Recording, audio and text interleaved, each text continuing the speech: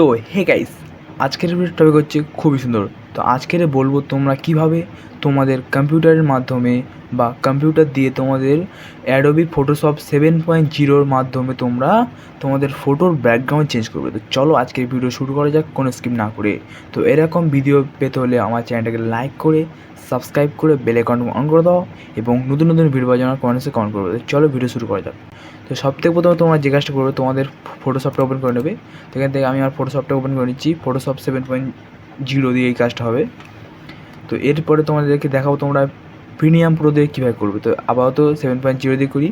তো সবথেকে প্রথমে এখানে আমি শর্টকাট কি ইউজ করছি। এখানে আমি আমার কিবোর্ড থেকে Ctrl+O প্রেস করছি। প্রেস করলে তোমাদের এখানে গ্যালারিটা চলে আসবে বা তোমাদের এখানে ফাইলে আসবে। তোমরা যে ফাইলে ফটো রেখেছো সেই ফাইলটাকে চুজ করে তোমরা এখানে মানে কাজ করবে। তাও আমি এখান থেকে আমার ফটোটা চুজ করে নিচ্ছি। এখান থেকে এখানে আমার ফটো এই ফটোটা আমি ধরো চুজ করছি এখান থেকে।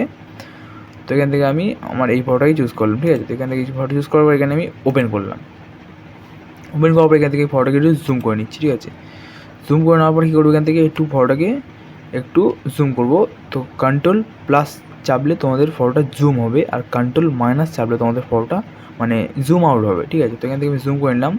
এবারে কী করবো, এখান থেকে এই যে ক্রপ টুলের ওপরে যে টুলটা আছে তোমরা এখান থেকে এই টুলটা চুজ করবে। চুজ করার পরে তোমরা একটু ফটোটাকে আগে আনবে। আগে আনার পর তোমরা এখান থেকে একবার জাস্ট এখানে ক্লিক করবে। করার পর তোমরা কীভাবে আস্তে আস্তে এবার তোমাদের বডি যেটুকুনি মানে গা আছে তোমরা সেটুকুনি আস্তে আস্তে মারতে যাবে। পুরো একদম তোমাদের বর্ডার ধরে মারতে যাবে, ঠিক আছে, পুরো বর্ডার ধরে। তো আমি একটু ভিডিওটাকে ফাস্ট ফরওয়ার্ড করে দিচ্ছি।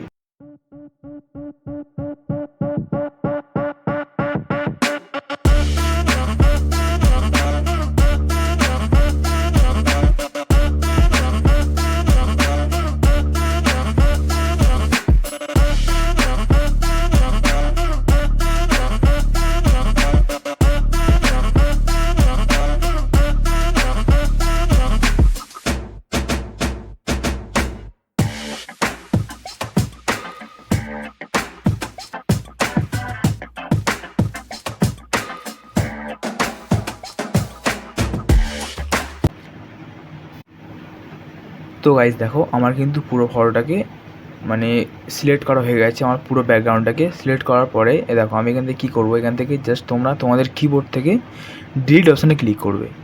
ডিলিট অপশানে ক্লিক করলে দেখো পুরো ব্যাকগ্রাউন্ড তোমার চেঞ্জ হয়ে যাবে। মানে পিছনে যে ব্যাকগ্রাউন্ডটা থাকবে তোমাদের পুরো সম্পূর্ণ ব্যাকগ্রাউন্ড তোমার চেঞ্জ হয়ে যাবে, ঠিক আছে।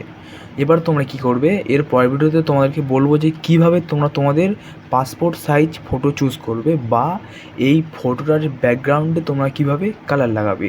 তো চলো আজকের ভিডিও এইটুকুনি। তো যদি এরকম ভিডিও তোমাদের লাগে তাহলে আমার ভিডিওকে লাইক করে সাবস্ক্রাইব করে বেল আইকন অন করে দাও এবং নতুন নতুন ভিডিও পাওয়ার জন্য কমেন্ট করবে আমার কমেন্ট বক্সে। আর যারা আমার চ্যানেলটাকে সাবস্ক্রাইব করেছে তাদের অসংখ্য ধন্যবাদ।